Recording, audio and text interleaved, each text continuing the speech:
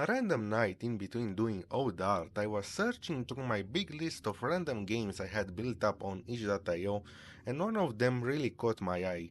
This game is The Salvation Project, a short horror game made by Lenat1.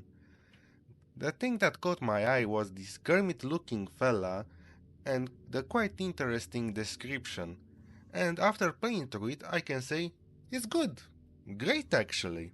Pretty underrated, honestly. We start the game with our character, Karen, listening to that one extremely religious channel that every television has. The Salvation Project is this said extremely religious channel, and the host is talking about, just normal Christian stuff like the dangers of Satanism.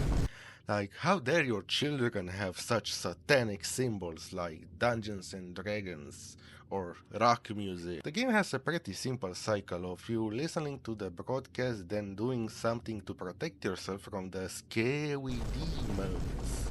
The first task is getting rid of our suspiciously absent son's satanic book, music tape, and poster by burning them in the furnace. The section is short and gives you the time to familiarize yourself with the layout of the house. The second task we get is to keep every light in the house on, except the bedrooms for some reason.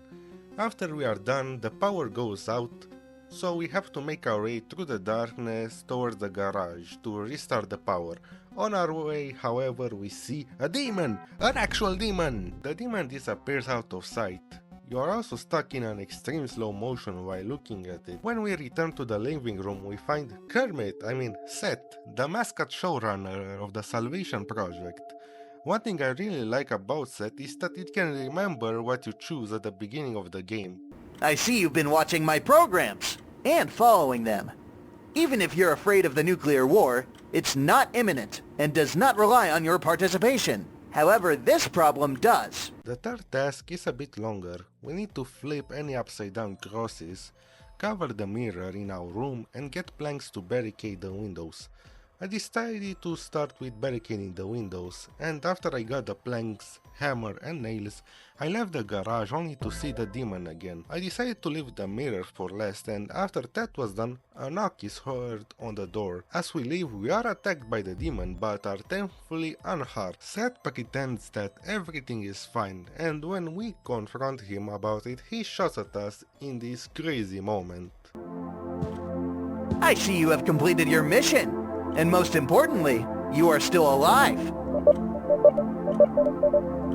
I am not insensitive. I'm just doing my job.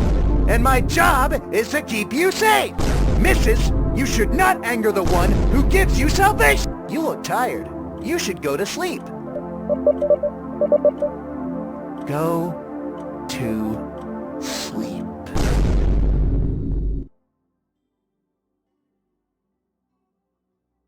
We go to sleep only to be awakened by Seth, as we are currently under an attack by the devil, so we need to summon a guardian angel.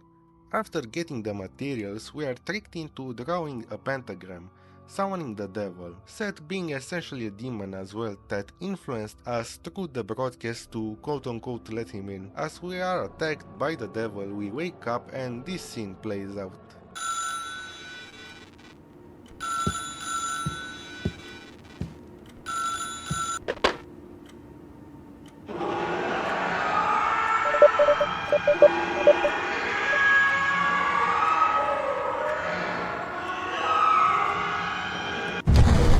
But this isn't the only ending we can get. You see, throughout the game we can collect a couple of torn pieces from a family photo, and after we get attacked by the devil at the end, this is what happens.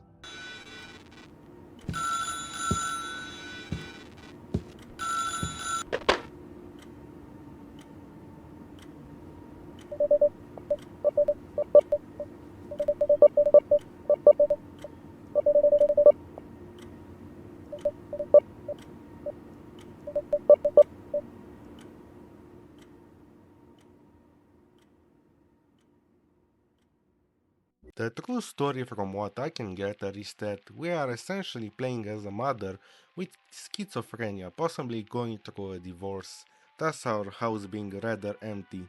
our only sort of comfort being a Christian broadcast, but as we stopped taking our medicine, we start imagining the demon and the TV show host. In the end, we are left, I assume, crying, wishing to see our family again, which is extremely sad. The game is short and it doesn't become boring or obnoxious due to its short length. Seth is a charming character and he looks like something a Christian broadcast channel targeted at families would use as a mascot, and truly feels like one of those preachy evangelical podcasters that like to use panic and common issues to spread their agenda. The only criticism I can really have is that the hand icon sometimes doesn't show up well, and that my first time playing through, the TV broadcast did not show up properly at all.